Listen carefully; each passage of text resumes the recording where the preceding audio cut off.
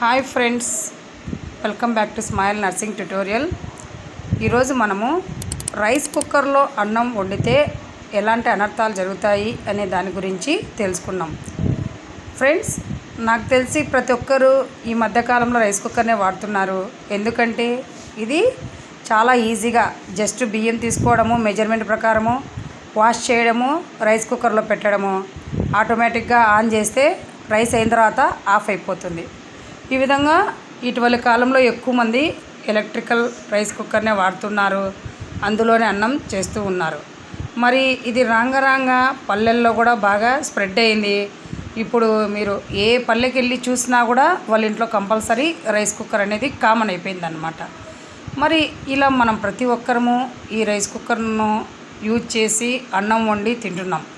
మరి అందులో తినడం వల్ల ఏమవుతుంది, అందులో వండిన పదార్థాలు తినడం వల్ల చాలా అనర్థాలు చోటు చేసుకుంటాయని వైద్యులు చెబుతున్నారు.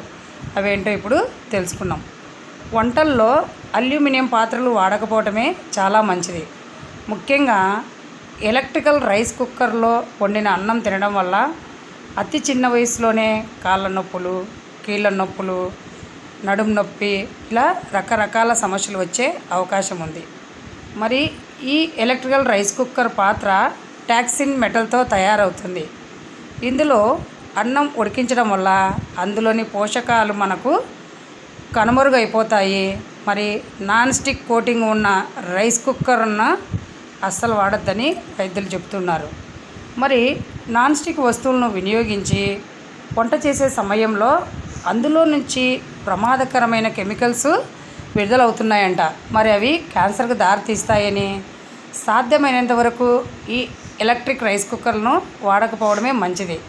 రాగి సంగటి, రాగి జావా, జొన్న రొట్టెలు, కొర్రలతో మనము అల్పాహారం చేసుకుంటూ ఆరోగ్యాన్ని కాపాడుకునే ప్రయత్నం చేయాలి. మరి చాలామంది అన్నం త్వరగా వండాలనుకున్నప్పుడు ప్రెషర్ కుక్కర్లో వండితే ఆరోగ్యానికి మేలు.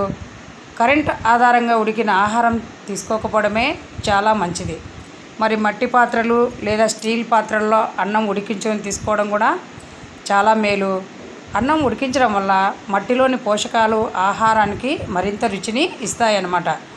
మరి కుక్కర్లో అన్నం ఉడికించడం వల్ల పోషకాలు ఆవిరి రూపంలో కరిగిపోయి మనకు అనేక సమస్యలు తెచ్చిపెడతాయి. ఓకేనా ఫ్రెండ్స్? మరి ఈ విద్యుత్ రైస్ కుక్కర్ వాడడం వల్ల ఎలాంటి అనర్థాలు జరుగుతాయో మనం చెప్తున్నాము. మీరు తెలుసుకొని మీ జీవనశైలిలో మార్పులు తెచ్చుకుంటారని, మీ కుటుంబంలోని అందరూ ఆరోగ్యంగా ఉంటారని మనస్ఫూర్తిగా కోరుకుంటున్నాను.